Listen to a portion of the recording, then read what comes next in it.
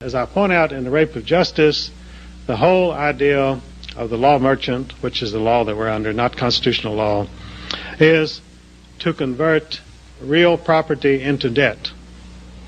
Our legal system, our medical monopoly, our monetary system are all designed to rob you of whatever real wealth you have and to put it into the hands of international bankers. They use the courts, they use the banking system, and they use our political system for that goal. In other words, these people are not playing tag. They are serious about robbing you and enslaving you for the rest of your life. And of course, one of the primary methods that they do that is through the medical monopoly, which I mentioned, Murder by Injection, which was my latest book, and the fluoridation of water, which chemically lobotomizes the people, the chlorination of water, which creates atherosclerosis, because by the chlorination of the water, and chlorine and fluorine, by the way, were surplus waste products of the big corporations, which they were spending a lot of money to get rid of. The chlorine was left over from World War I, and they had no use for it whatsoever. So they put it in the water, and they said, we're making your water safe to drink.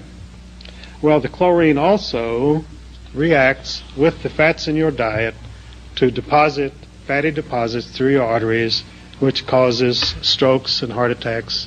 And after the chlorination of public water supplies, the heart attack ratio mounted astronomically in this country, and it's continued high every year. So they tell you to jog, and they tell you not to eat any butter and so forth, but as long as you're drinking that chlorinated water, you're going to get a heart attack. If you never touch butter again in your life, you're still going to get it.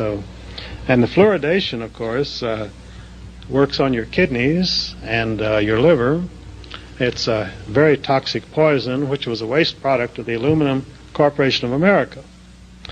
And in the budget of Alcoa, they had a serious crisis how to dispose of this waste product without incurring many millions of dollars of expense.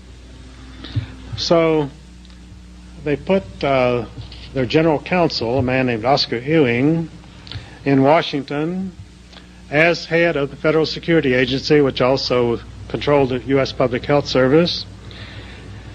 And they gave Oscar Ewing a $750,000 cash bribe to put fluoridation in through the U.S. Public Health Service. This is a matter of congressional record. I have the actual page from the congressional record. It was put in there by Congressman Adolph Miller of Nebraska. So Oscar Ewing had the U.S. Public Health Service lobby for adoption of fluoridation of the water supply of every major city in the United States. One of the first cities to be fluoridated was Washington, D.C. itself. And immediately all of the congressmen installed big water tanks in their water bottles in their offices of pure mountain water. And one senator even went to a restaurant and he carried his own flask of water. He said, I wouldn't kill myself by drinking any of that stuff. So these are the people that we elect to represent our interests. And the medical monopoly today is really, I call it murder by injection, because they are poisoning the people of the United States. They are producing a more and more submissive population, which is drugged, which is ill, which does not have the strength or the energy to fight back against the encroachments of our aggressive bureaucrats. This is the situation that we're in today. Now you say, what is the solution? First of all, it's like a diagnosis. When you're ill, you have to have a diagnosis. You have to diagnose what is going on today, and then you have to decide what kind of treatment you need to save your life, and you've got to get busy on that treatment. So that's where we are today. Well, I think that, thank you very much for your attention, and I've enjoyed being with you this evening. Thank you very much.